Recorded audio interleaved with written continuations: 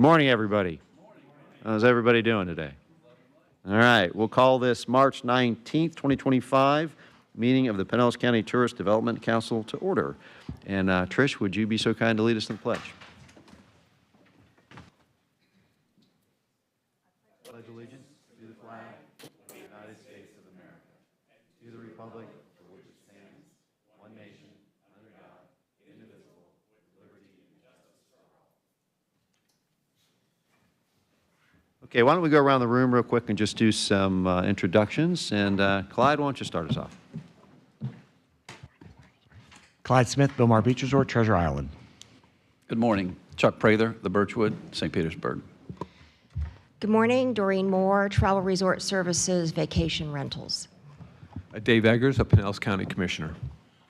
Russ Kimball, Sheridan Sand Key, Clearwater Beach. Brian Loack, Visit St. Pete, Clearwater. Brian Scott, Pinellas County Commission. Amanda Coffey, Managing Assistant County Attorney. Dylan Hubbard, Hubbard's Marina, Madeira Beach. Good morning. Tricia Rodriguez, the Tropics Boat Tours and the Clearwater Ferry. Phil Henderson, Starlight Cruises, South Pasadena, Madeira Beach, and Clearwater. All right, thank you. My understanding is Mayor Rector is going to be calling in. Is that the case, I believe?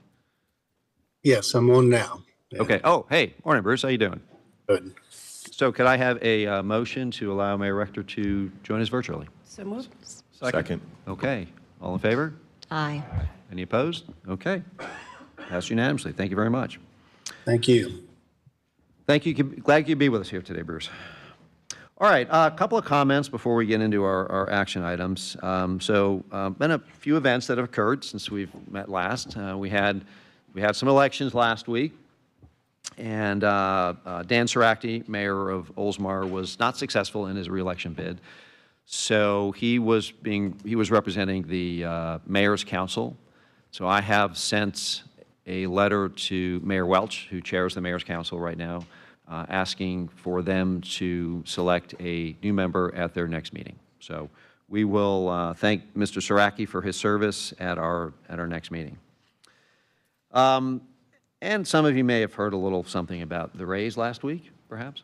So I thought I'd just talk about that here real quick. So the Rays have brought an unceremonious end to the stadium saga, drama, call it what you will, that has ensued over the last year and a half or 2 years by saying that they are not going to be meeting their March 31st commitment deadlines. So for all intents and purposes, that deal is done. It is off. I don't believe there is any appetite from a county commission level or from a St. Petersburg City Council level. I think Mayor Welch made that very clear to have any further conversations with current ownership group. If a new ownership group comes into play at some point in the future, then I think there might be an appetite to at least have a discussion and see where that goes. But that deal is done. So you may have also seen something in the Tampa Bay Times about an idea that was to be floated about renovating the Trop for $200 million apiece between the county putting in, the Rays put in 200 and the city put in 200 to renovate the Trop for an additional 10-year commitment. And that deal was fully discussed in advance of getting to the stadium deal. That is, the plug was just pulled on. And that was a non-starter back then because of the 10-year term was just simply, you just do the simple math and it just doesn't work. So I believe anything in that regard is dead on arrival. So from my perspective, from this board, we move on as if nothing is happening. And that deal is dead, and we just move on with our projects and find unique and creative ways of spending those dollars and promoting tourism here in Pinellas County, absent any deal with the Rays. If a new ownership group comes forward, well, then we'll take that up at that time. So, and one of my goals with the TDC here is to find creative ways that we can use TDC funds that not only benefits tourism, but also benefits our residents, which was a common theme that I heard from so many residents over the past year explaining permissible uses of bed tax funds versus impermissible uses of bed tax funds. And what I heard so many times was, well, you're just not trying hard enough if you're not finding ways of helping us with those dollars. So, anyways, parks is a permissible use of funds. It's not something that's currently in our ordinance, but it is allowable by state law and something that, that we're going to talk about further. Fort DeSoto Park, there are 2 projects on the CIP list for Fort DeSoto Park that I think may be good candidates for that. One is a visitor center, and the other is improvements to the campground. And the campground does pay bed tax. So stay tuned for more on that. So unless, if Commissioner Eggers has any comments about the raise, if he wants to say anything on that from his perspective. No, I think but- you covered it well. It's obviously been very frustrating, and it's clearly not the attitude of the commission, except to be helpful and supportive in the deal. So we'll just hopefully keep our fingers crossed and a new ownership group emerges. So, and just wanted to also bring note that Commissioner Justice is in the audience. So just wanted to welcome him. Morning, Charlie. Good to see you. Good to see you. All right. Thank you, Ryan. Okay. All right, so now let's move on to action items. First is approval of the TDC minutes from February 19th. So moved. Okay, we have a motion from Doreen. Second. Second from Dylan. All in favor? Any Aye. opposed? Okay, motion passes unanimously. Next, we have public comment. Do we have any members of the public that wish to speak? No? Hearing none? Okay. Okay, now we will go on to presentations, and we are very fortunate today to have Joe Lopano, the CEO of Tampa International Airport, with us, who's going to give us a presentation on all the wonderful things that are happening over there at TPA. So, Joe, come on up. Good to see you.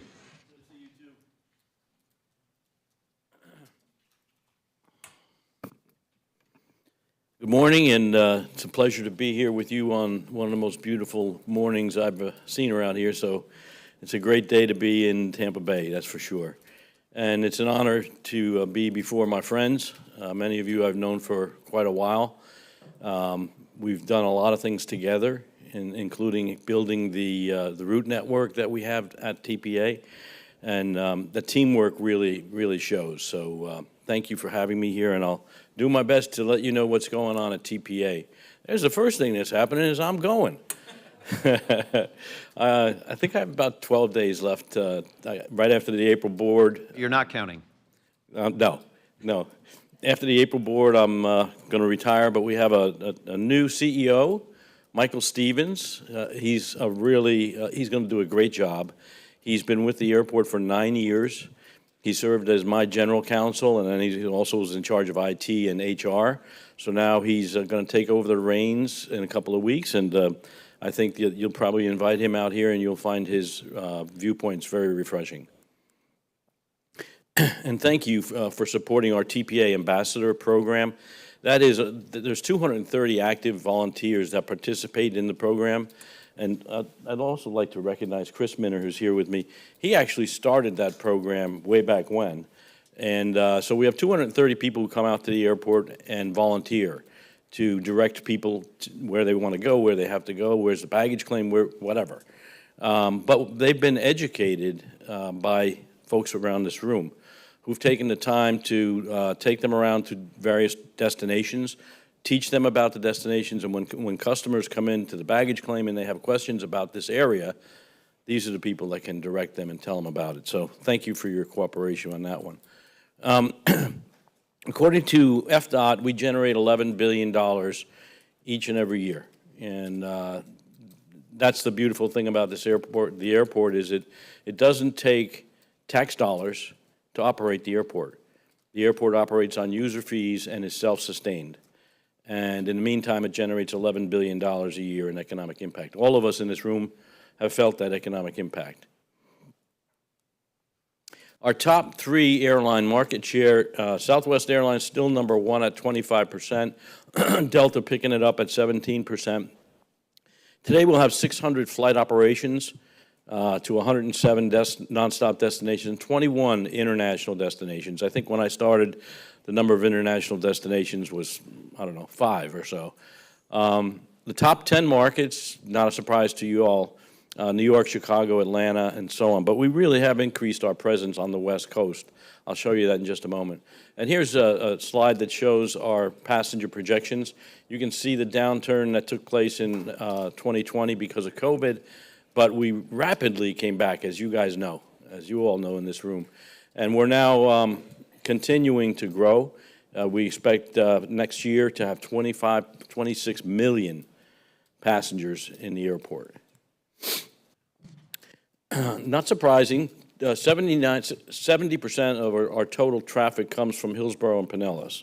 So, and the rest are places like Sarasota, Manatee, Polk, and so on. So when people talk about regionalism and trying to act regionally, this is a major regional asset. This is not Tampa's airport. This is the airport for the west coast of Florida, as you can see here. 27% from Pinellas, 42% from Hillsborough, Pasco 8%, Sarasota. Sarasota is only an hour drive. And if you want to fly internationally, or if you want to fly nonstop somewhere, come right to TPA. So we really do serve the entire west coast of Florida. Spring break, we're right in the middle of it. 3.3 million passengers are expected between March 1st and April 6th. Average daily passengers coming through the airport, 90,000. So today we're going to have 90,000 visitors.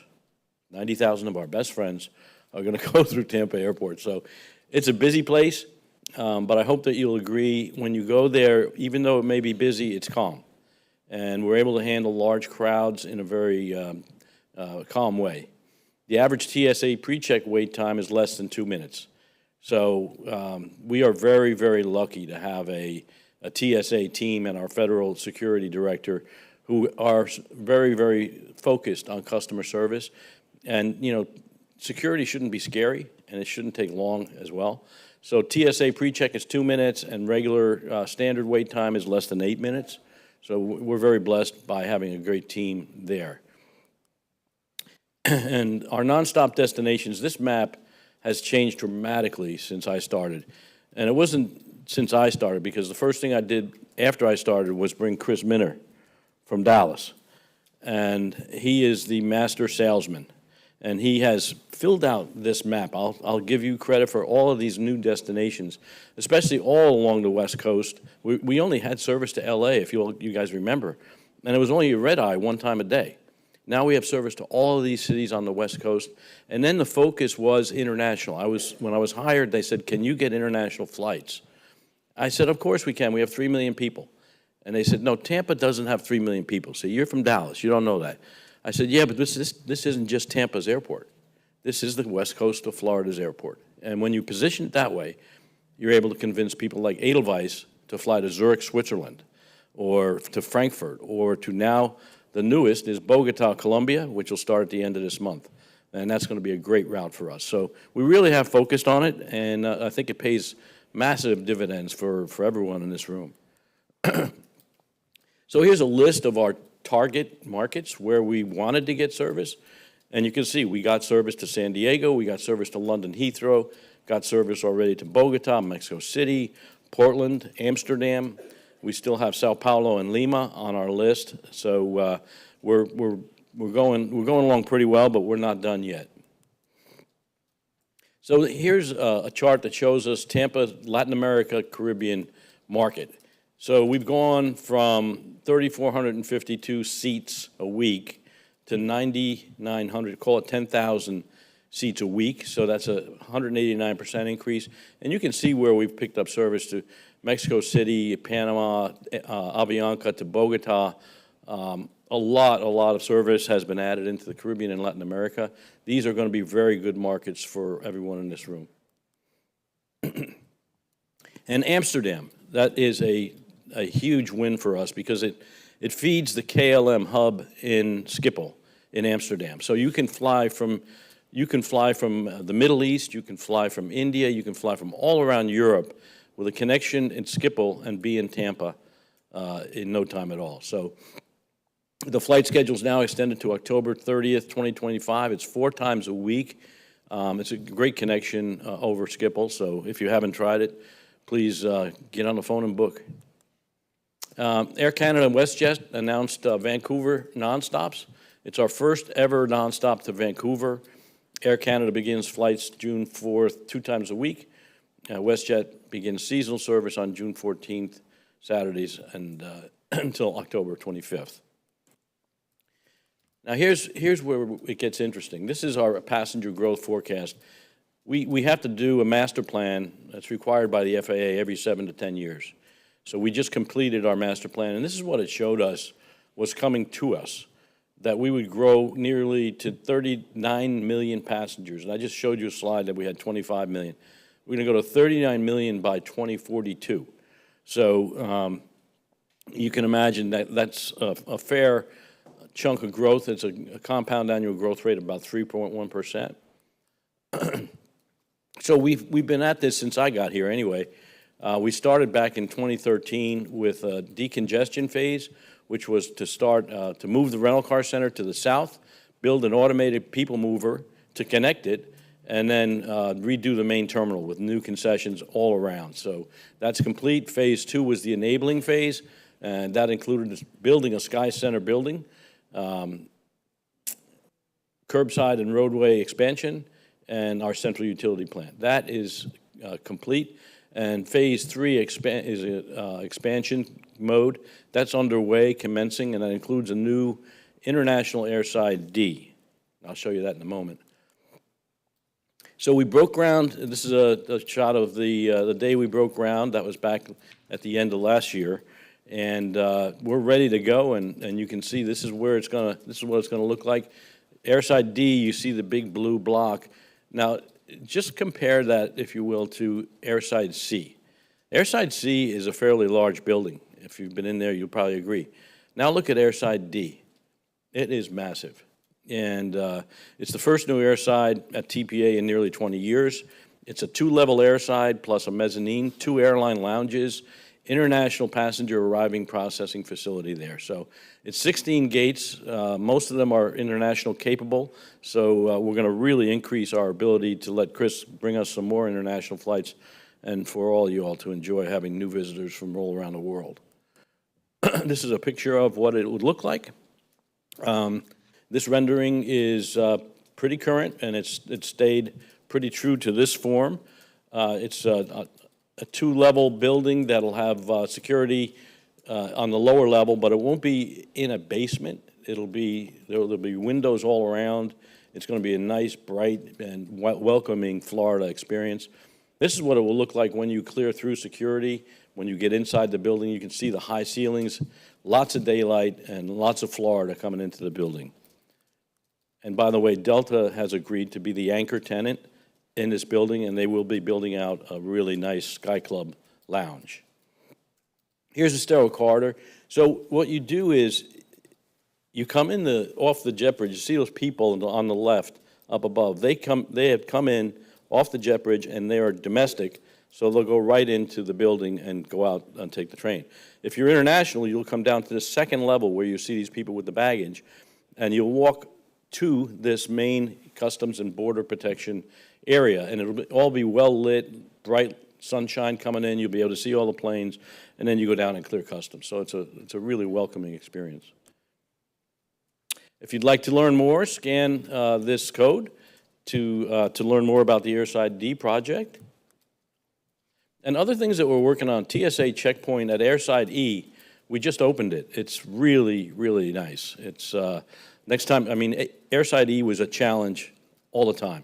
Now it's not. It's beautiful. Airside A checkpoint will be open in a couple of weeks. How many people have used the Blue Express curbside? Raise your hand if you've used it. Good. Okay, so we're going to have another one on the red side. So if you thought blue was good, now you can try red. So we've been busy. I think you'll really like it. And we have new shuttle cars coming in for Airsides A and C. You've probably been annoyed a little bit, and for that I say I apologize, but that's progress. We're trying to rebuild those trains, and so that's why we were down to 1 shuttle car on certain days. It's pretty hard to do that when you're serving 90,000 passengers a day. So thank you for your patience. And we also got rated #1 airport in North America by the Airports Council International.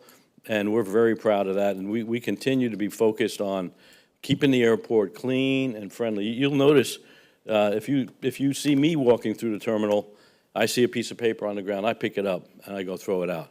So I would invite you to do the same if you wish next time you come out to the airport. Okay. Any questions? All right. Commissioner Eggers.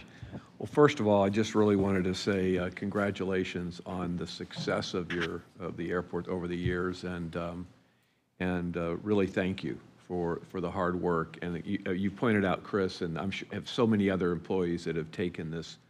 But you need a leader, so I really appreciate the work that you've done. And I also, your comment about the regional, to me, it's fairly obvious. We're trying to create a merged MPO for the region, and we've identified 25 positions, one of which would be the airport. We've taken those two off the top and splitting the rest of them, just because we all believe what you said, which is that it's a regional asset, and not Tampa's, not Hillsborough's, but all of ours. So that was a big thing. I really also want to thank you for your expansion in Latin America. I grew up there, so it's neat to see all these places kind of sprouting up, and I hope we have more of those ahead. And finally, I would just say best wishes to you in your retirement or the next phase of your life, whatever that is, and God bless you, my friend. Thank you, Commissioner. It's very kind. Any other questions? Comment? Russ. Joe, first of all, thank you for your friendship for all these years and your leadership for the area, as the Commissioner just said, and also your team and bringing Chris over today to be recognized too because of the marketing side and all that. Also, I think we ought to know in the room here, he is a resident of Pinellas County now too. Bel-Air. He's going to be around, but I know he has family in other areas, but this is his residence for sure.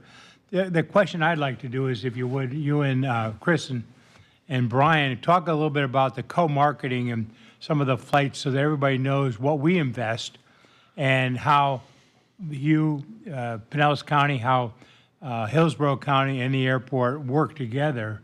Amsterdam and some other, London and Virgin would not be there if it wasn't for that. So maybe the team could talk for a minute or two on just what everybody's doing that way, if I could add to what you're talking about, Joe.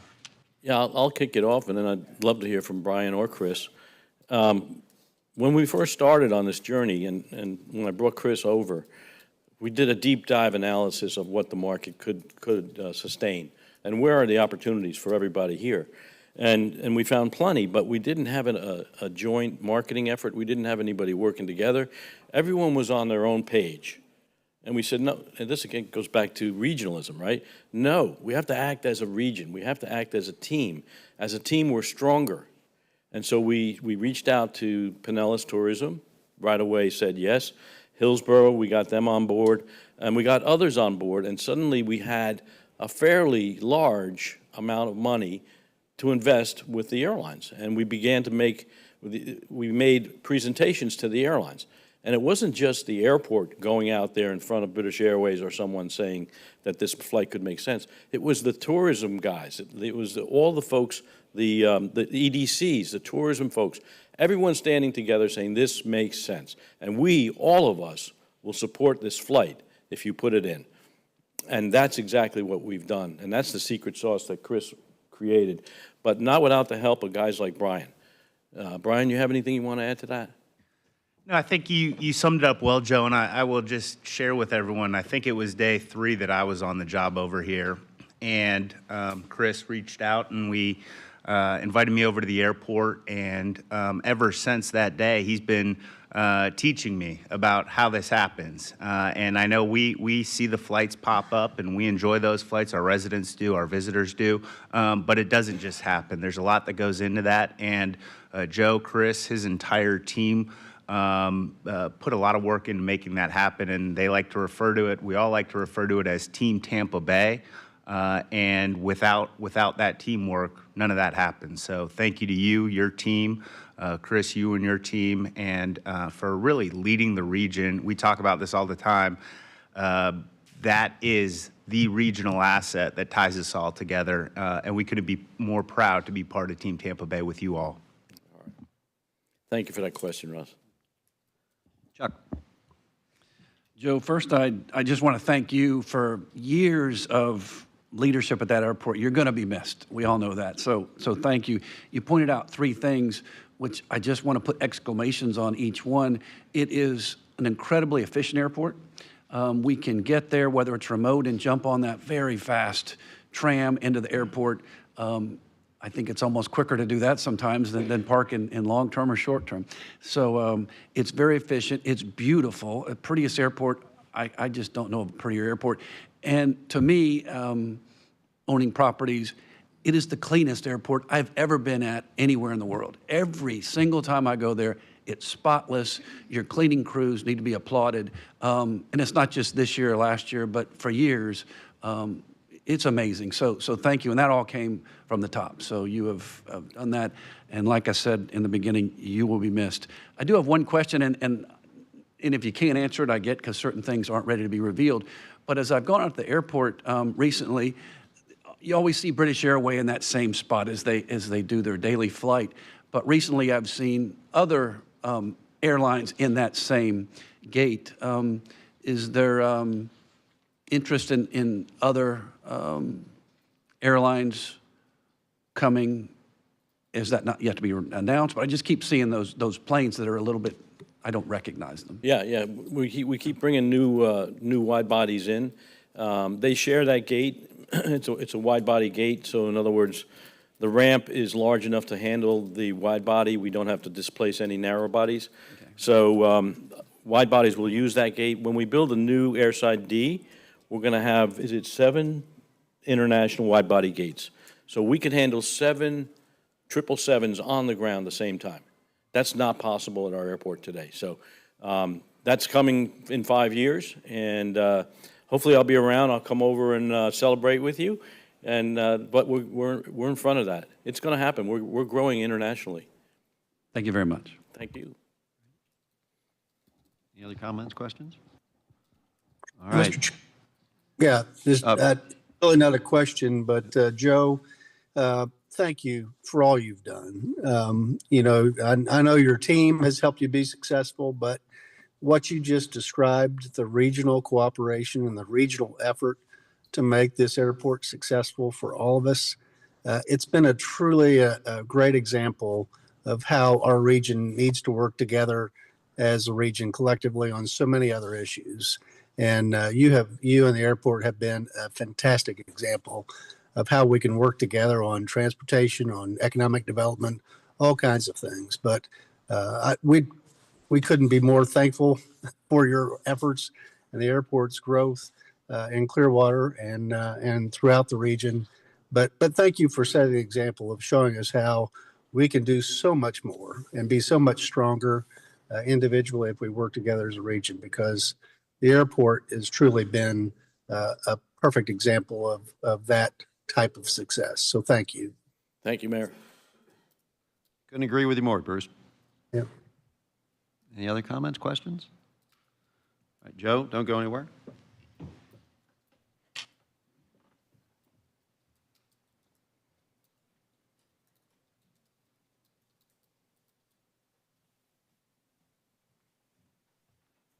First of all, I want to welcome you to Pinellas County. And we have a little parting gift from your friends at Visit St. Pete Clearwater that we think you might find useful in retirement. Oh, yeah? Yes. So, yes, you can absolutely. Ooh, a beach. Oh, nice. A framed picture, a beach blanket, towel, some golf balls because I lose them all the time. I know, because you golf with me. I'd like to say I have no idea what you're talking about. That's very kind. Thank you very much. Joe, we appreciate you very much. The Tampa International Airport has grown tremendously under your leadership. This region has grown tremendously under your leadership. You're getting missed. Thank you. Okay.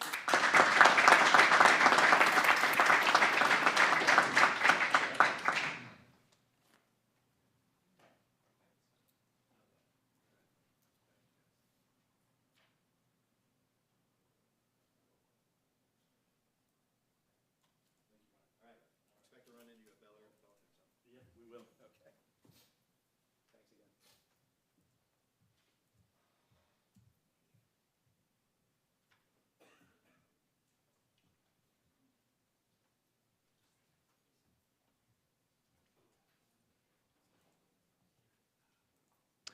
All right, now we will move on to a PR update with Jason.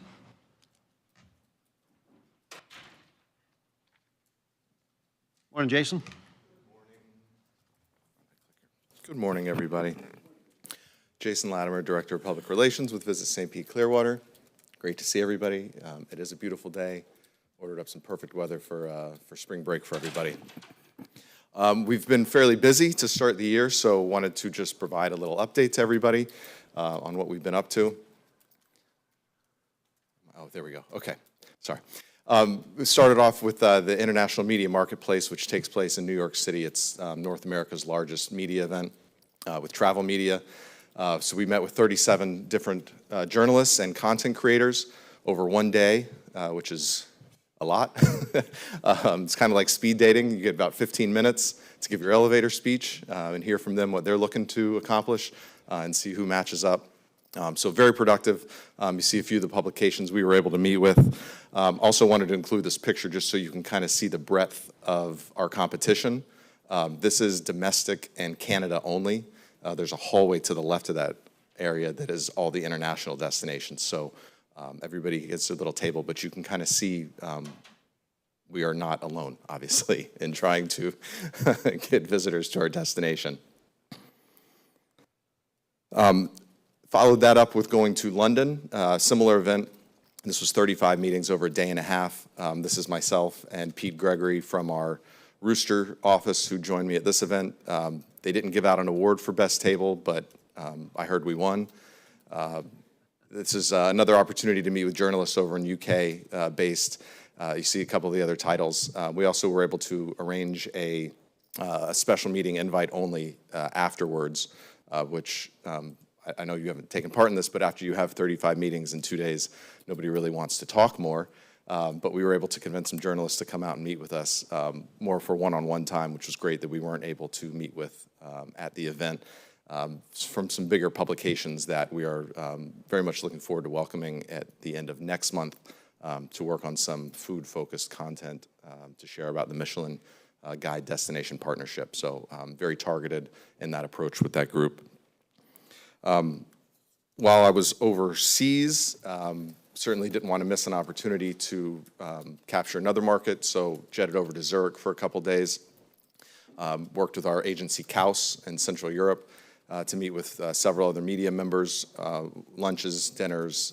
We also used Shuffleboard again as a great uniter to have a little media event where we gathered a handful of journalists and introduced them to Shuffleboard on the table, which then explained to them how to execute it actually on the floor, which makes for interesting conversation. But again, just great opportunity to meet with folks face to face. This is a key market for us. As you know, we have that Edelweiss flight, which goes direct nonstop to us. So thank you to Joe and Chris for securing all these great flights that we're able to take advantage of and really dig deep into these markets and improve the relationships with Edelweiss. I was able to meet with their marketing team while I was over there. And again, just great to kind of build those relationships. In addition to these activities that I took part in, our agencies also took part in other media events. There's a media marketplace that takes place in Dublin that Rooster attended, another one in Berlin that the Kaus agency attended on our behalf. So again, just continuing to press into these markets as much as possible. Coming up, we've got a media event in Mexico City and also Sao Paulo. And then domestically, we'll look at Philly and New York, where we're planning out some events here as well. So very busy and active in that front. And then one other effort that we have made this spring and a focus was a satellite media tour. It's an SMT, working with our partners, our agency at MMGY, who really appreciate them setting this up. But we partnered with Laura Begley Bloom, who's a television personality on the travel landscape. And she was able to book over a 2-week stretch in early February. It was, let me check my notes here, 34 appearances on different networks, local TV networks in some key markets, and our destinations outside of Florida, but also within Florida, each segment being about 3 minutes long. So basically a nice lengthy commercial for why folks should visit St. Pete Clearwater. And in total, estimated audience was about 50 million people via these TV and internet spots. So I did bring a copy. Hopefully it'll run. You know, it's never too early to start making spring travel plans, whether you're a solo traveler or planning a trip for the whole family. Travel expert Laura Begley-Bloom has the perfect destination for everyone. I spoke to her to learn more about a special spot in Florida. When I recommend destinations, I strive to find places that can accommodate a wide range of interests. And St. Pete Clearwater in Florida has it all. It's got incredible arts and culture, exciting sports, and so much more. The weather is gorgeous with 361 days of sunshine a year. The beaches have the softest sand, and the color of the water is breathtaking. One of the best ways to experience the area's emerald waters is by glass bottom boat kayak. You'll likely spot manatees and dolphins. Oh my gosh, this looks so nice. We're dealing with very, very cold weather here in Chicago. So where do we stay and what do we eat? Well, you want to stay at the Vinoy Resort and Golf Club. It is an iconic hotel in St. Pete and Clearwater that celebrates its 100th anniversary in 2025. There are special celebrations throughout the year, plus an exhibition of its history. I'm also really excited about Opal Soul, which is just opening and set right on Clearwater Beach, one of the most beautiful beaches in America. There's also a buzzing culinary scene with a variety of cuisines. St. Pete Clearwater is being added to the Michelin Guide for 2025, which is huge news. One dish you must try when you're there is the fried grouper. It is truly delicious. Okay, one thing Florida is also known for is an art scene. Is there an art scene there as well? Yeah, St. Pete is known for its incredible art. It's home to the Dalí Museum, which has the largest collection of Salvador Dali's work outside Spain. It's also home to the James Museum, which has an amazing collection of Native American art, and there are murals everywhere you look. There's also cool culture. You can see the area's Scottish heritage in the city of Dunedin, and Tarpon Springs has the largest Greek community in the U.S. The center of town looks like a traditional Greek fishing village. Very pretty. And it looks like you guys got something for everybody there. What about our sports fans in our lives? Yep, great sports scenes as well. Golfing remains a top pastime with a number of championship courses, and annually the destination plays host to top golfing events like the Annika. For baseball fans, the Philadelphia Phillies have their spring training in St. Pete every year, and the game fishing is world class. Now, how easy is it for us to get there? Super easy. Travelers can get here by flying into Tampa International Airport. Downtown St. Pete is roughly 20 minutes from the airport. There are also a number of direct flights from across the country to St. Pete Clearwater International Airport. Fantastic. This is great information. Where do we get more? You can get more at visitspc.com. All right, as she mentioned, for more information, head to visitspc.com or follow them on Instagram at visitspc.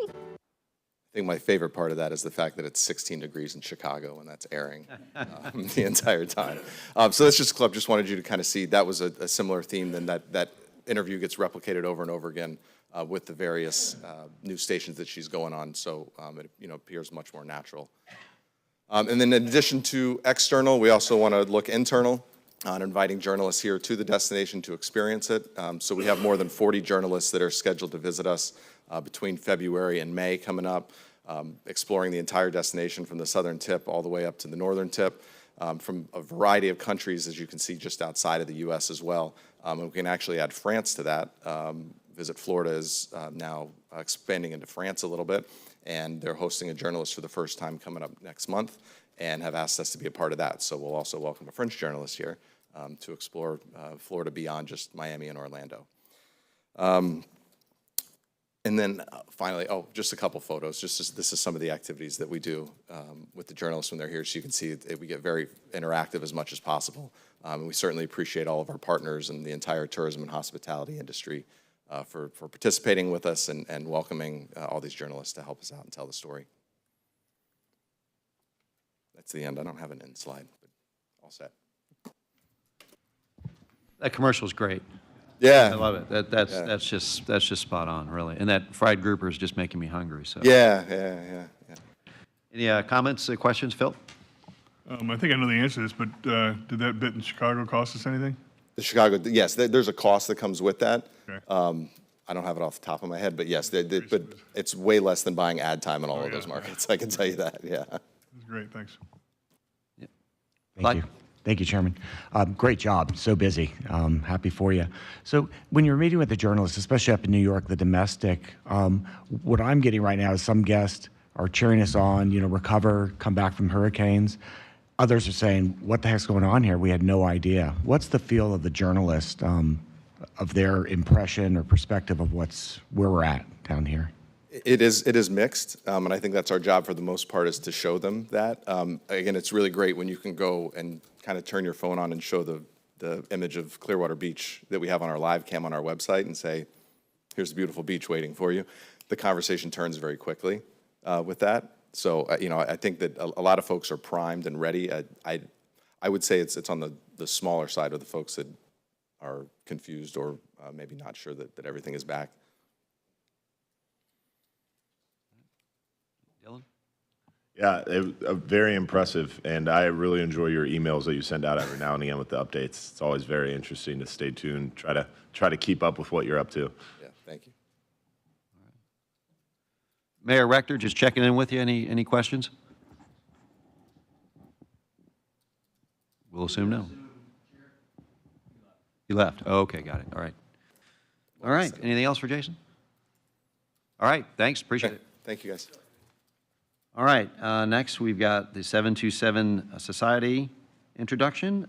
Jessica, come on up.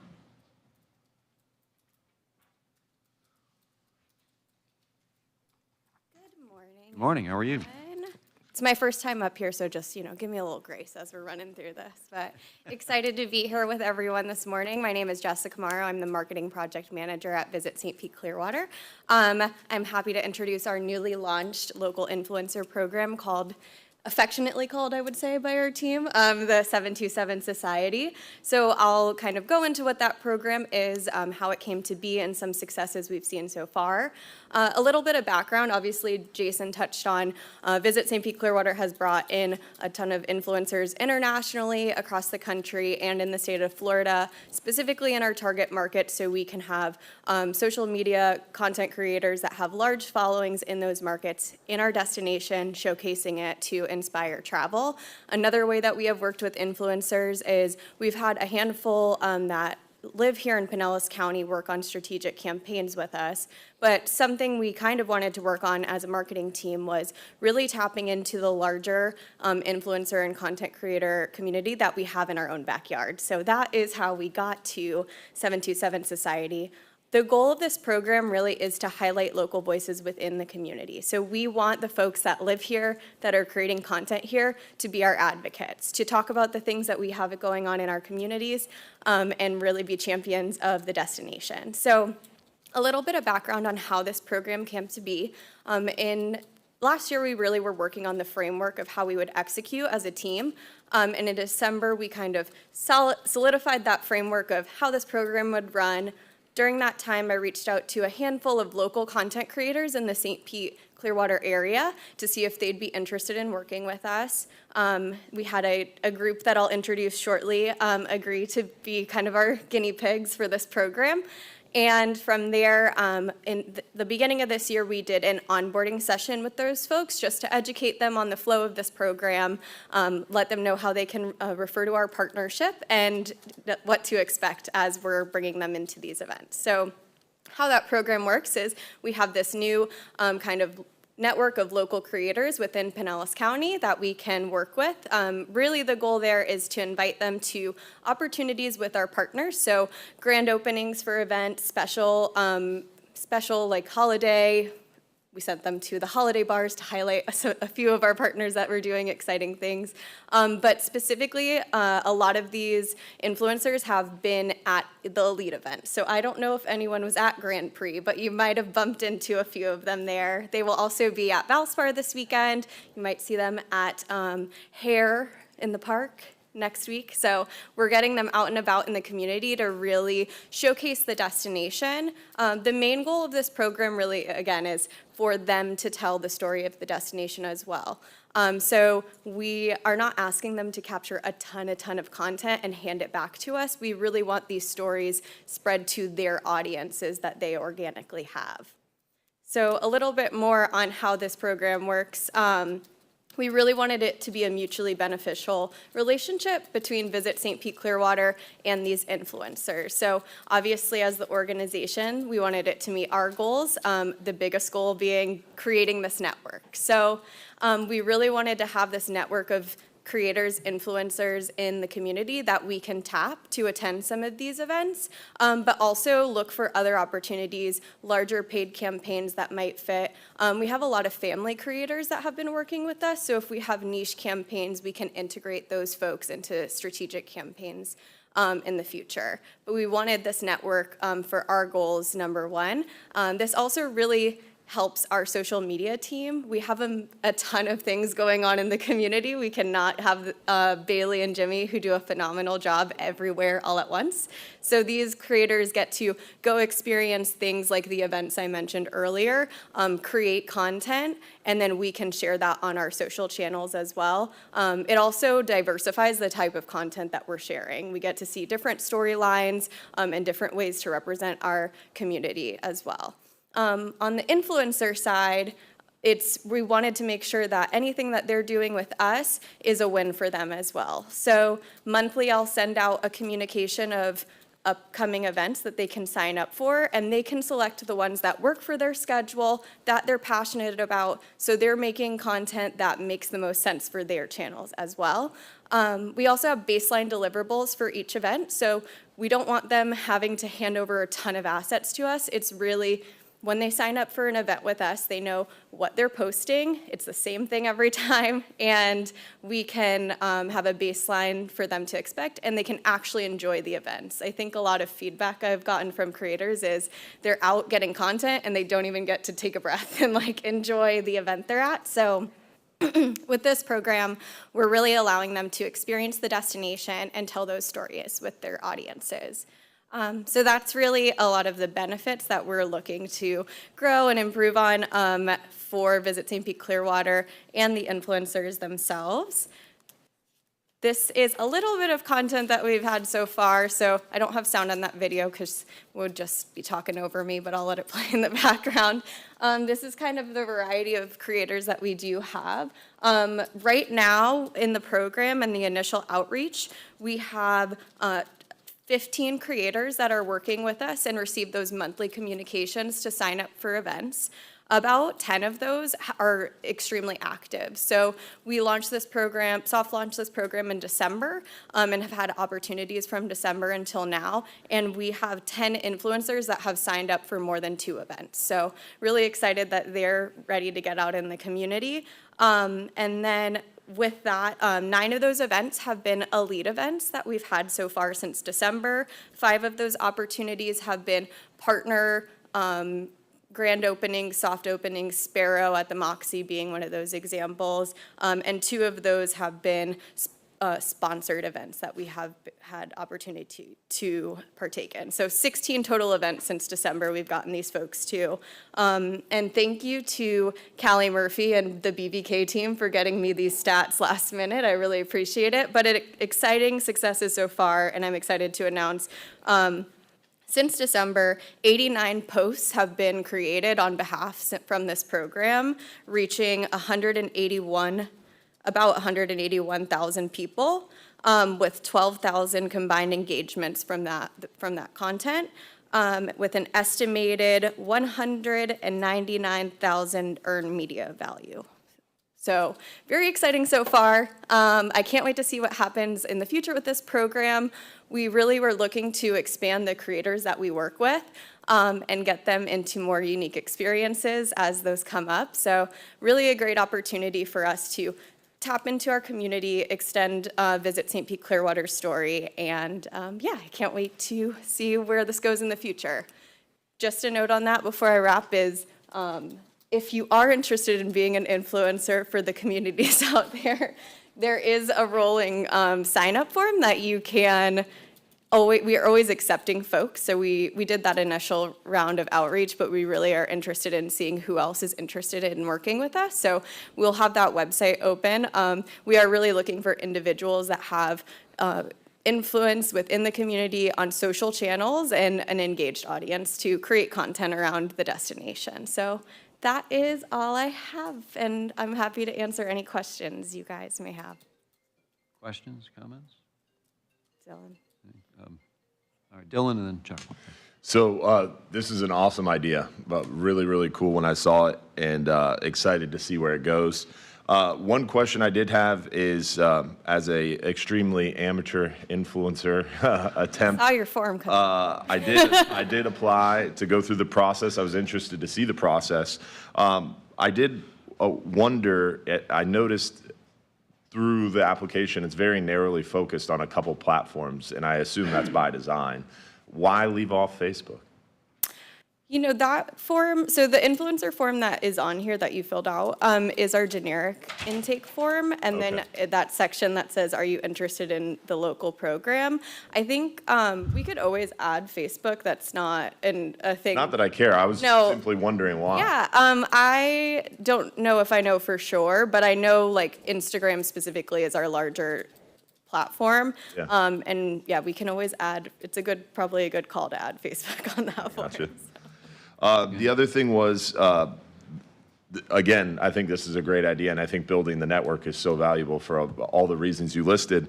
But one idea or thought I had was, I understand for like these special events, you want the top tier, right? You don't want to bring people on with a smaller engagement or smaller following. But I think a lot of those people are working really hard to get to that top tier, right? And I think those are the hungry, easily, I mean, here's a laundry list of things we want from you, and they will do all of it and more.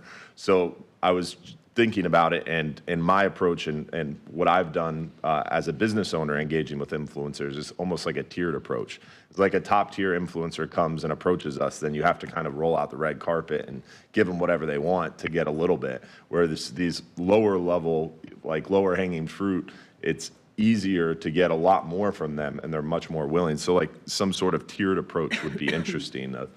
Here's your top level guys, but have you guys thought about that at all? Yeah, I totally agree. So when we were developing the program, and this specifically, we're doing kind of open. So they're signing up for these events, and it's a trade. They're going to the event, they're posting content. We really decided this program needed to baseline be that. Your following doesn't matter, your engagement doesn't necessarily matter. We still want folks that have engaged audiences, so they're not talking into the void.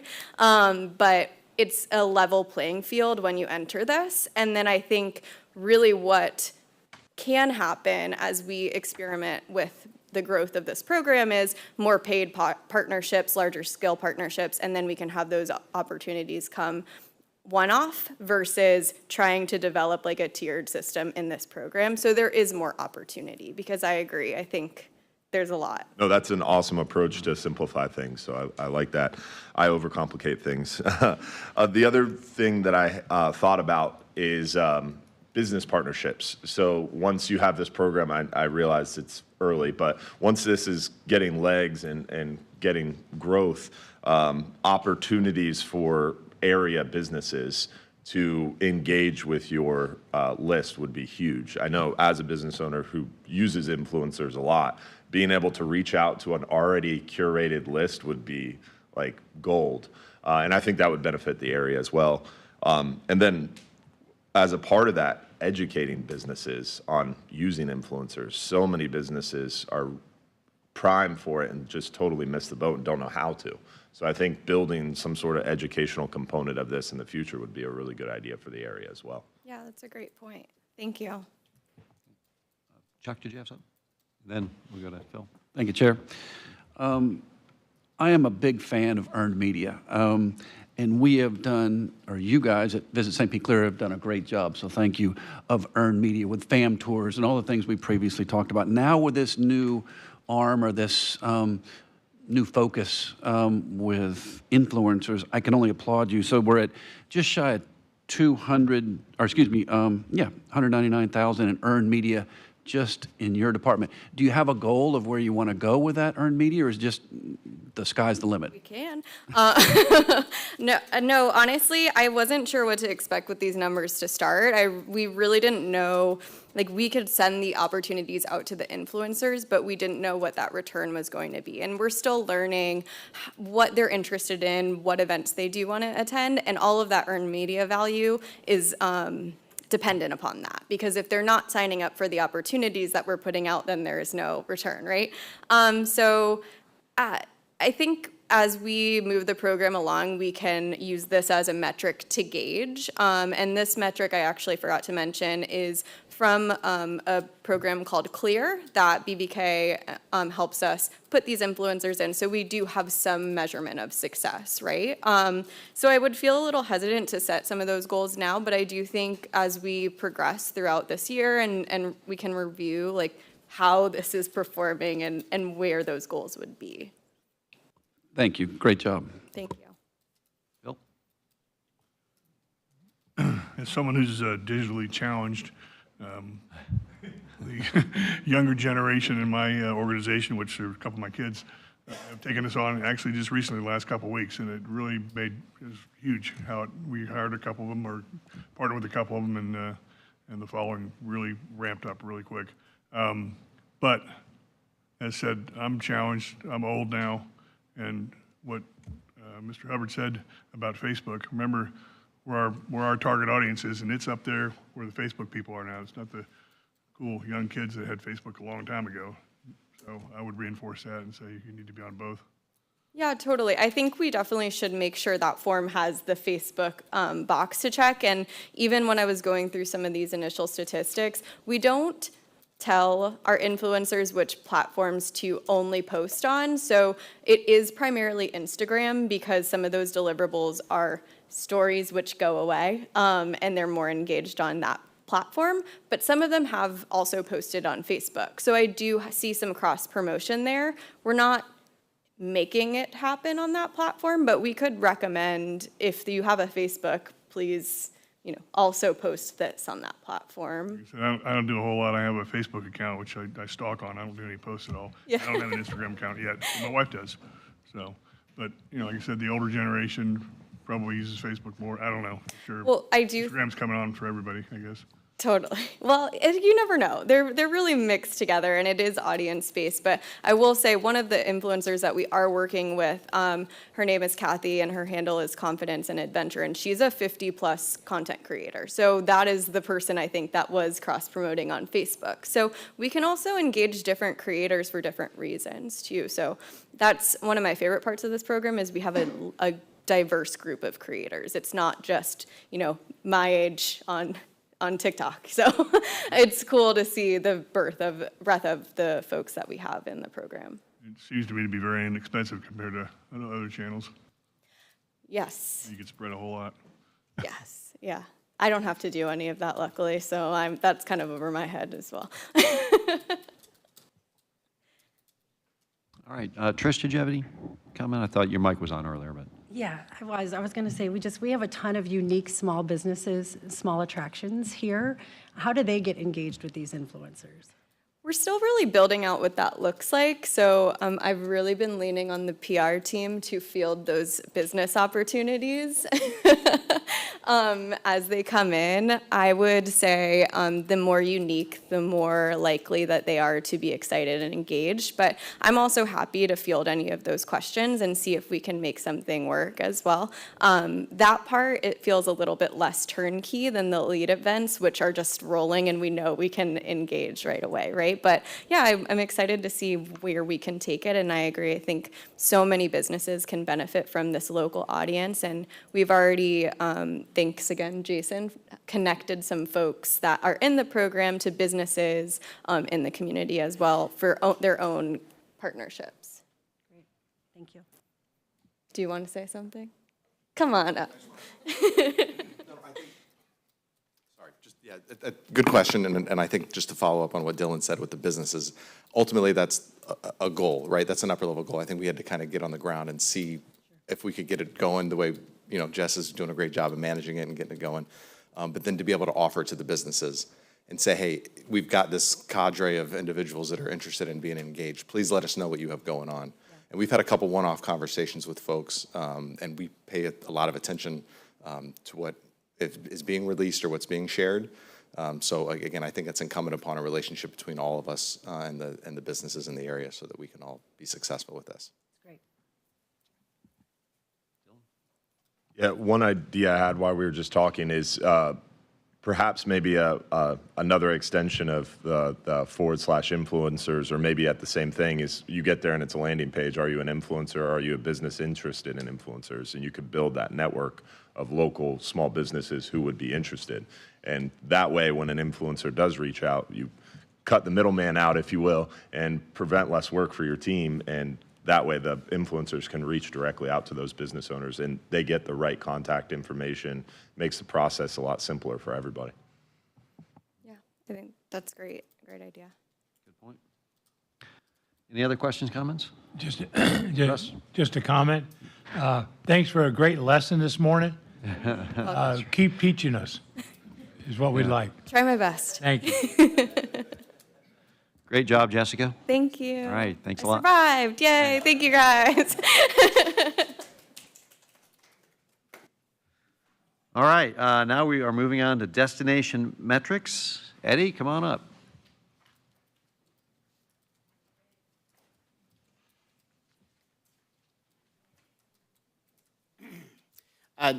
Good morning, and I feel like you guys are getting your dessert before like the vegetables, come with this.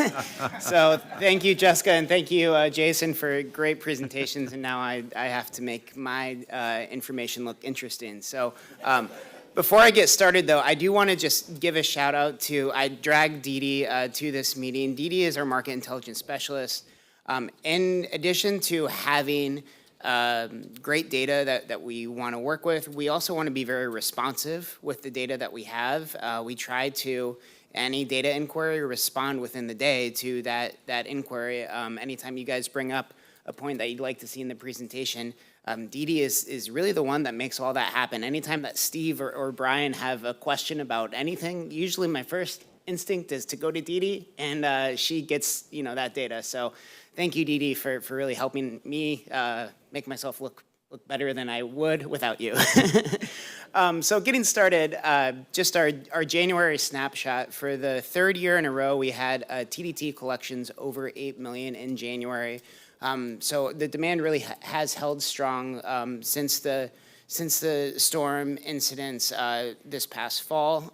This is a record year for us. However, it's only about a difference of $4,000 compared to 2023, which was our previous high watermark there. We did have about $134,000 over last year, and a difference of about 1.65%. So you can really see that our hotel demand is continuing. It's strong numbers, and our vacation rental market is still continuing to recover. Diving a little bit deeper into those TDT collections, one thing that we did see, so the previous slide, I'll bring it back for a second. That vacation rental data is a sample that we collect through Key Data, which is a sample of some of the direct inventory that we see in our market. When we look at our TDT, the difference of the miscellaneous collections that can include the collections from our vacation rental OTAs like Vrbo and Airbnb, that difference was only about 5.3%. So that is good news that we're seeing a little bit better TDT information than our source data. But really the demand this month was held in Clearwater as well as St. Pete. Both of those markets grew. Clearwater grew by about 16%. That includes Clearwater and Clearwater Beach. And St. Pete grew by about not quite 34%, so really strong numbers. We're still seeing some deflation in our southern beach areas, St. Pete Beach, Treasure Island, Madeira Beach, by about 34.8% compared to last year. And our northern communities, Tarpon Springs, Dunedin, Palm Harbor, Oldsmar, we're still seeing strong TDT collections in that area as well. So really kind of, one thing that we're paying attention to is really the overall percentage of collections that we're seeing in that miscellaneous other. Comparatively, last year was about 44.5% versus all other forms of collection. Now it's about, 41%. So we're just trying to make sure that we understand, how much of that revenue is coming in through hotel and non-traditional sources. Just following up, and again, thank you, Dee Dee, for this. This is making me look great. We have a list of the temporary closed properties. A number of these you will see are in St. Pete Beach and Treasure Island in those communities that I already brought up. These opening dates, this information is all estimates. They're subject to change, but what we're expecting is later in the spring and continuing through the summer, a number of properties opening back up. We have about 1,400 hotel rooms that have some sort of date to be reopening. There are some projects out there that don't have that date, so they weren't included in this report. But these are the ones that we're expecting to have back online, within this year. There's one, in January 26 as well. And then just looking at some of our CoStar data of our region and elsewhere in the state of Florida, we are leading demand. If you look at the demand column in relative to Hillsborough and Sarasota, we're continuing to lead demand there. And I did include a supply index. I forget who kind of asked about the relative supply, but if you look at our community at 100, Hillsborough is a little bit past that. Sarasota, Bradenton is a little bit more than half of what we have. That's basically saying that Hillsborough has about 14% more hotel rooms than our area, and Sarasota, Bradenton has a little bit more than half of our inventory down there. So you can kind of get a feel for those different communities relative to ours. And elsewhere in the state of Florida, we still continue to lead in demand compared to, the competitive set that we looked at. But you can see that the supply really is very different in all these different markets. Orlando is over 6 times our hotel supply, and Miami is a little bit less than 3. Other markets, Osceola, which is just outside of Maine, Orlando, and Palm Beach County, is closer to kind of our areas. But overall, throughout the month of January, the hotel demand in the beach communities throughout the state really continued to lead, just like they did in December with the great weather, people wanting to get to the beaches. And then just jumping into some of the visitor data, that we ask and collect every month in our area, there's really some interesting statistics kind of going on. So, compared to last year, this month was probably really the month that we started to see the majority of people planning their trips and vacation after Hurricane Milton and Helene. That planning window from 1 to 4 months collectively made up the majority of people coming to stay in January that we spoke to. There was a little bit less relative to last year who planned within the month. And that might have been because demand was already so high, rates were already so high, they were probably going to hold off the trip if they, were going to looking to get away within that month of planning. And we also saw a little bit of a decrease, 6 months to a year. So, people who maybe made those long-term plans, maybe they put them on hold until they saw that we were back open, and then they saw that we were back open, and so they, replanned their trip.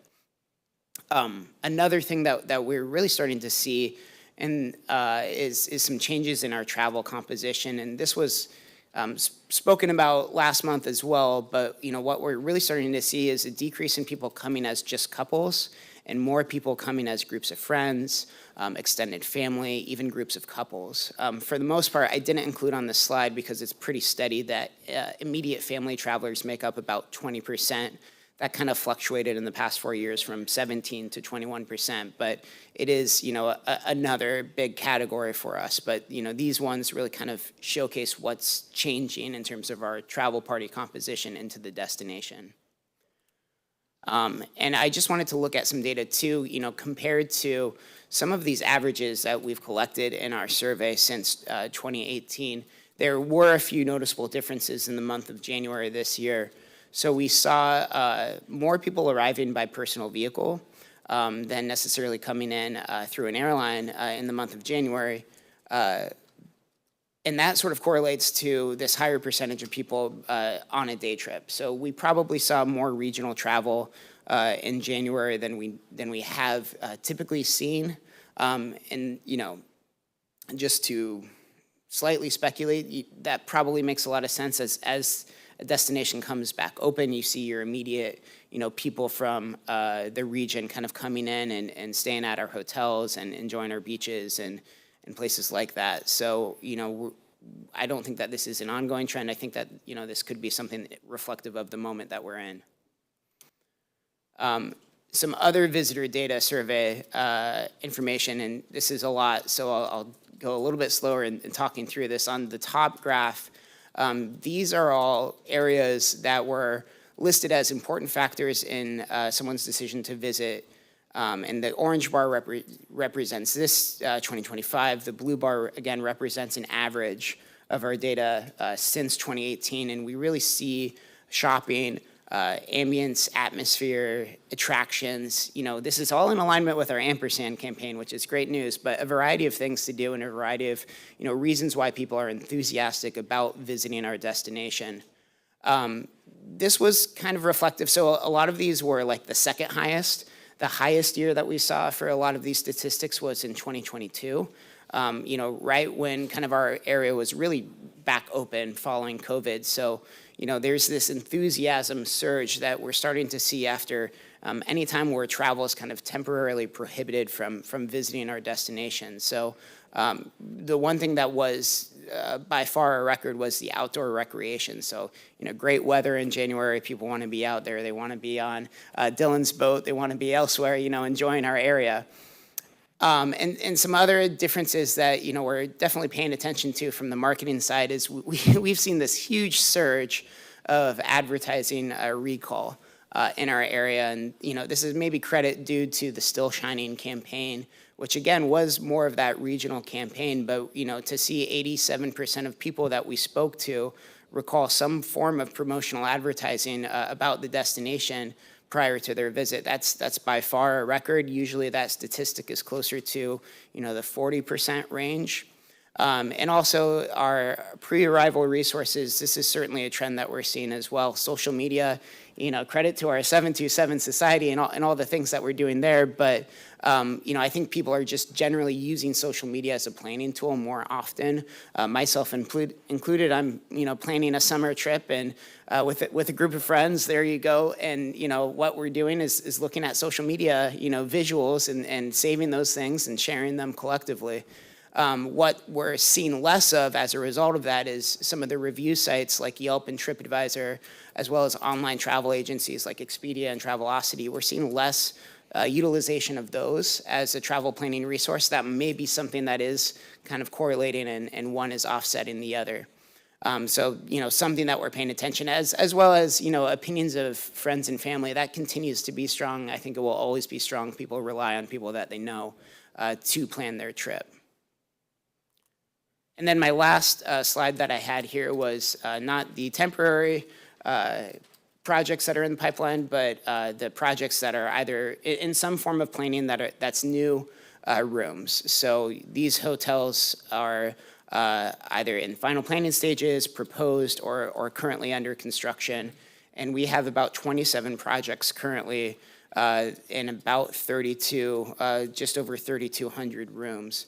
So the biggest difference in this data since the last time that we presented this a few months ago is that a number of those projects that we saw expected in 2026 perhaps shifted to 2027, which does make a little bit more sense as, you know, we had an event and people move their plans back maybe a little bit longer as, you know, there's a little bit more of a recovery process that wasn't expected, you know, when they were initially planned.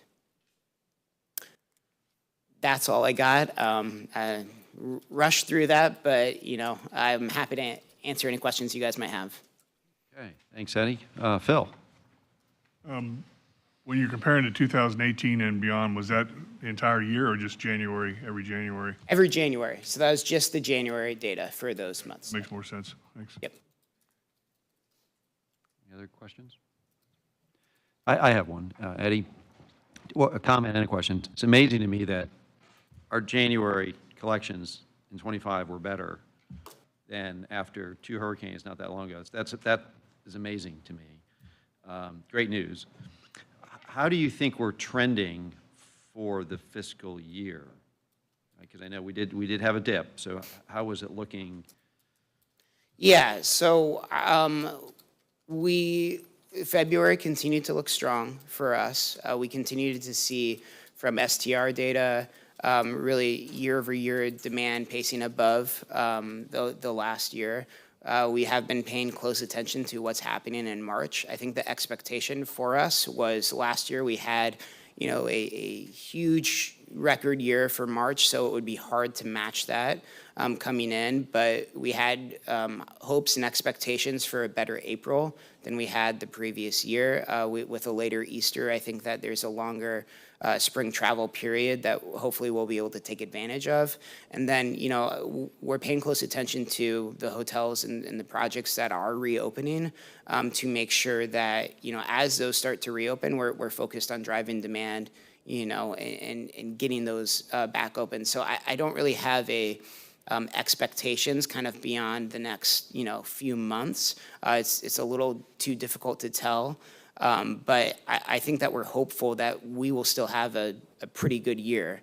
Overall, the forecasts that we've looked at have not looked like there's going to be, any dramatic turns should, things continue and progress really continue with getting us back and recovered and ready to welcome visitors everywhere they go. Mr. Chair, if I can just add to that, you mentioned the word trends, and I just want to speak to the trend that we've already seen coming out of the storms. So for the fiscal year, we're now a quarter of the way through the fiscal year. Month 1 post-storms, we're down almost 30% in TVT collection.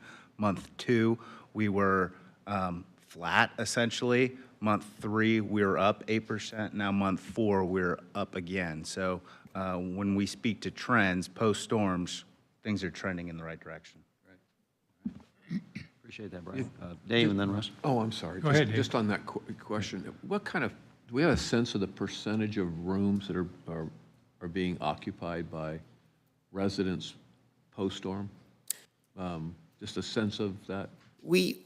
So we have been working with that data. I couldn't give you an exact percentage. What we've been careful to be looking at is that last quarter. Usually within our visitor profile survey, we're able to provide a visitation estimate of the total number of visitors based on the kind of information that we collect in the survey, as well as some of the, macro data that we get from our hotel supply and things like that. But we have really been trying to explore with our partners what that looks like better. So I hope to have, a better answer for you, but I can't give an exact percentage at this time. Appreciate it. Russ?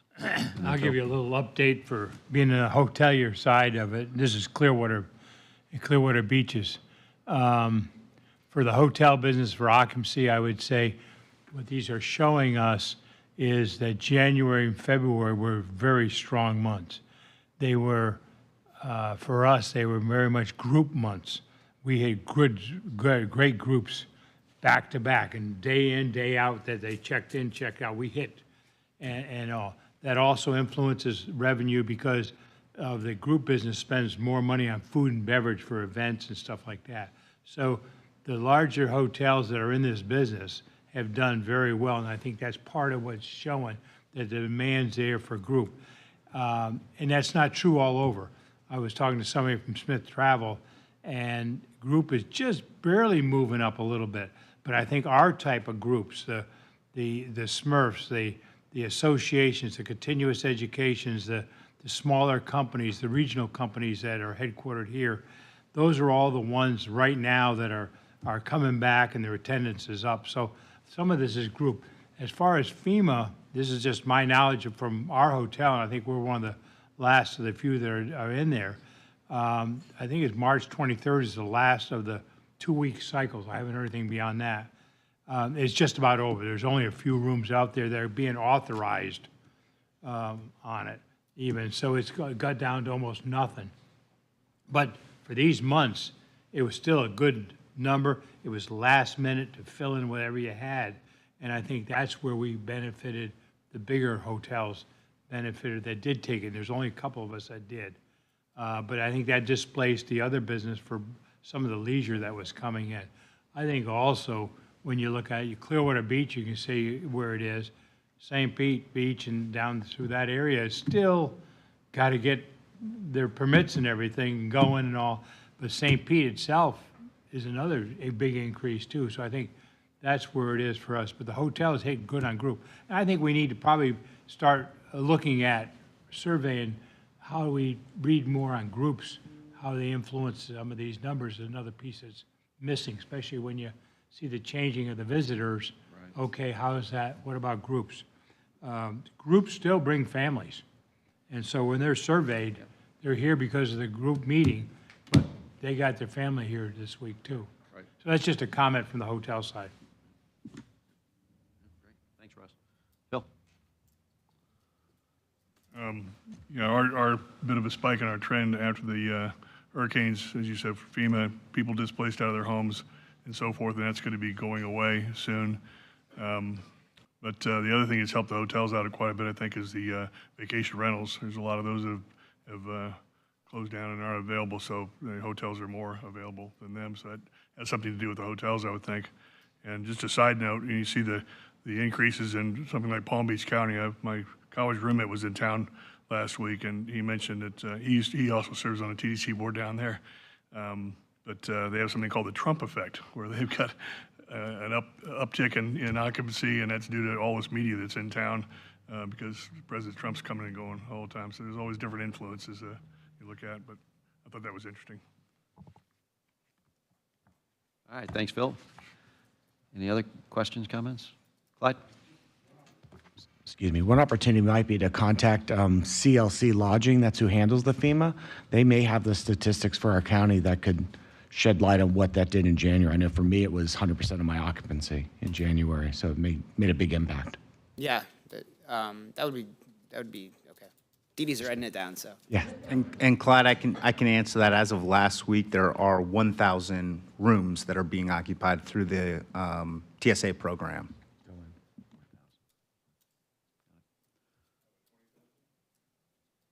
Out of about 21,000. Yeah, a little more than 21,000. Got it. All right. Thanks, Eddie. Thank you. Appreciate it. All right. Mr. Loack, you're up, sir. Wonderful. I lost track there. Sorry.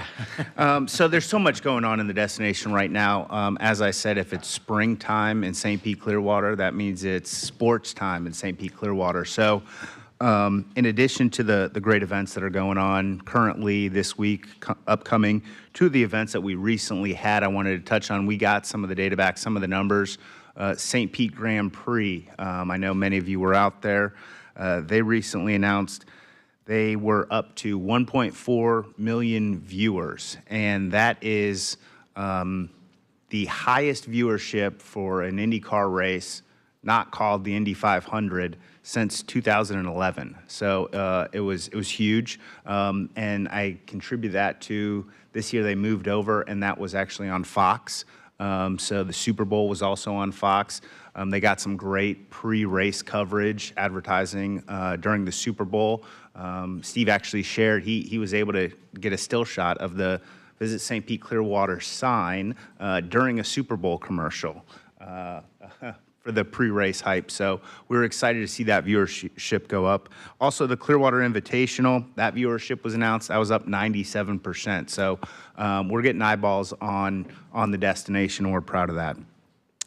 Number 3, we've got Michelin event coming up on April 17th in Orlando. So we will be there. The chair will be joining me, and I'm looking forward to hopefully some of our restaurants bringing back some hardware to the destination.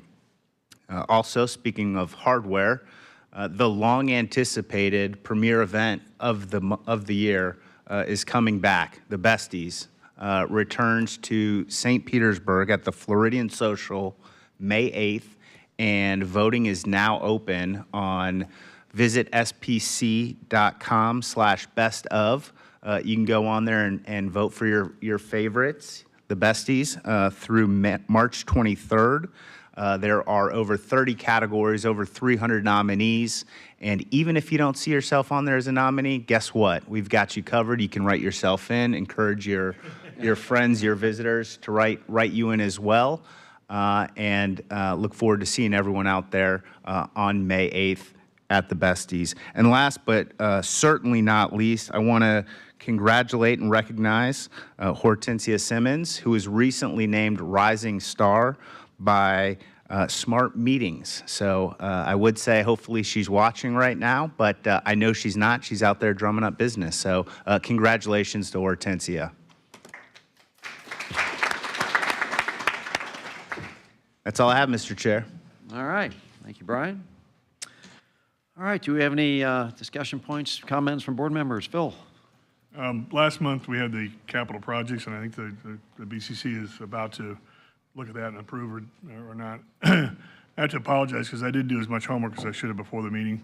I usually read everything real good and understand everything, but I have a better grasp of what Brian was doing now, and I'm regretting that I voted down the first item, but so be it. It still passed, which is good.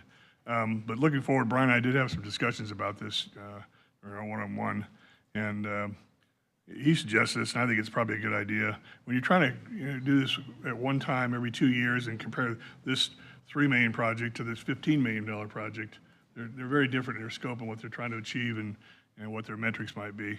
And as he mentioned, it may be better to try to have an ongoing, if you have a project, bring it to us, and we'll take a look at it and compare it or rate it based on its own merits without having to compare and say, well, we gave this one this much, so we can only give this one this much, and what is it really doing? And look at, really take a close look at and weight better the incremental increases in the metrics, the ROI and the visitors and so forth. But at the same time, look at what that particular organization has done in the past for the county without any help from the county. And those are just a couple of things that could be tweaked in the process. But I think if you have a project that's 20 million, it's great, and a 10 million wins it, has the best numbers at say 90%, then the 20 million only gets a percentage of what that one got. And so his idea to maybe grade them on their own merits individually instead of comparing them to that particular group. Like if you had the Rays still, and you compared Clearwater Marina to the Rays, you'd see that Clearwater Marina brings just as many people to their location as the Rays did at the stadium, and a great number of those, much higher, are visitors. So how do you compare those two, especially the amounts they're asking for? So I think a one-on approach would be better than trying to compare the set that happens to be applying that particular year. More to follow, I'm sure. Okay. Thanks, Phil. Chuck? Thank you, Mr. Chair. Brian, can you give us an update on beach renourishment? There's been, I think, some discussion there. What's happening in Washington as well as where we are with approvals. Yeah, I can take that, Chuck. So the county right now is working on getting temporary construction easements to do our own project at this point.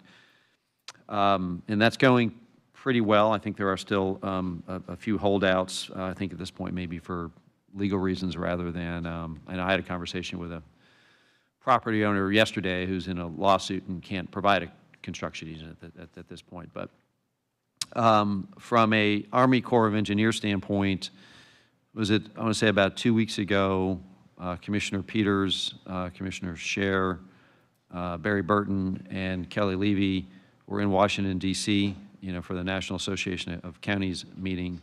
And they had very, very productive meetings with White House staff and Army Corps staff.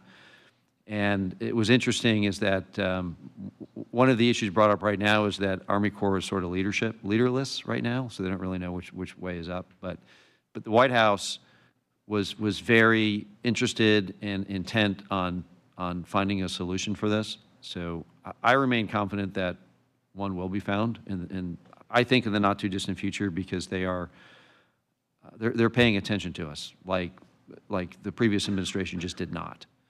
And after the storms last year, Commissioner Peters made a lot of requests of the Biden administration, and she got about 80% of what she wanted. But on the beach renourishment thing, she just got basically lip service because there just wasn't a willing partner to get anything done.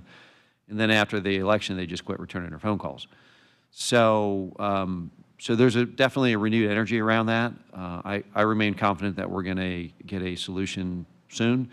Representative Luna has been all over it, as well as Senator Scott has been all over it as well. And I'm sure Senator Moody will be once she gets her feet on the ground here. So that's kind of what I know at this point in time. But the county is moving forward with its own process right now, without Army Corps, and hopes that we'll have them back on board in the near future. Thank you. Yep. Comment, a question. A couple of weeks ago, I was down in West Palm, and my cousin's a golfer, and he volunteers at a golf course in order to be able to play golf. And we got talking about it, and the county owns 4 golf courses down there. And he was talking about how much the elevation of the golf courses are and everything else. And I find out it's a toy town. It's what they use for different sites and everything.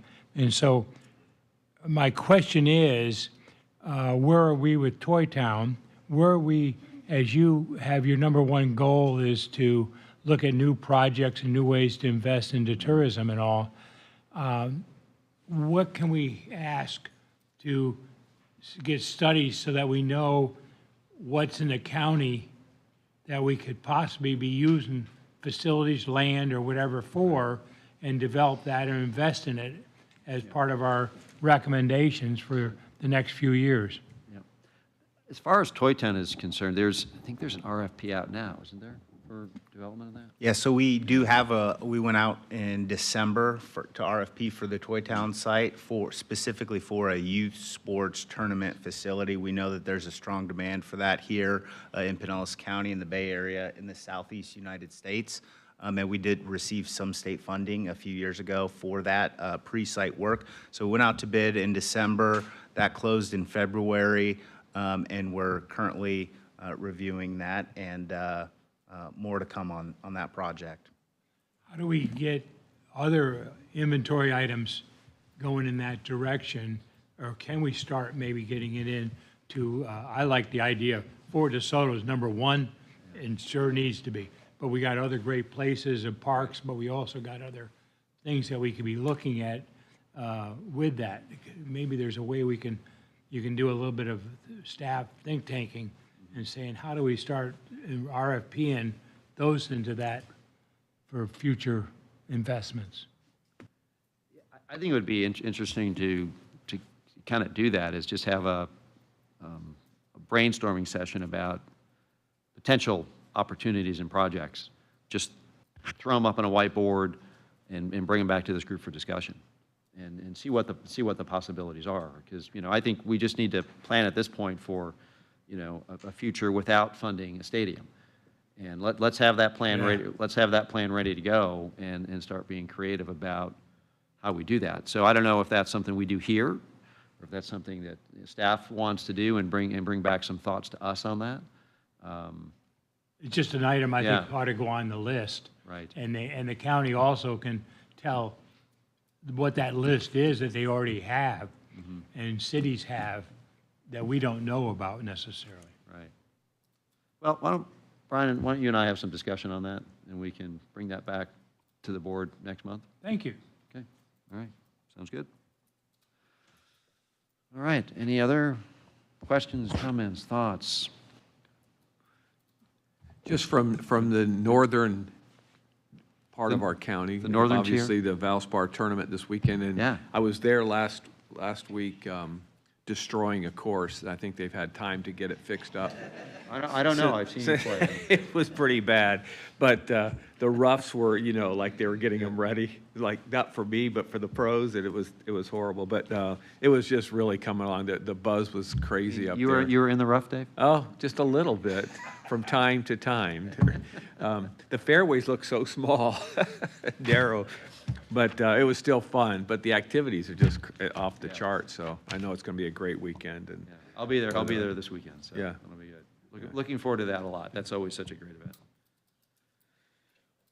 All right, well, our next meeting is April 16th at 9 a.m., so unless there's anything else for the good of the order, we are adjourned. Thank you, everybody.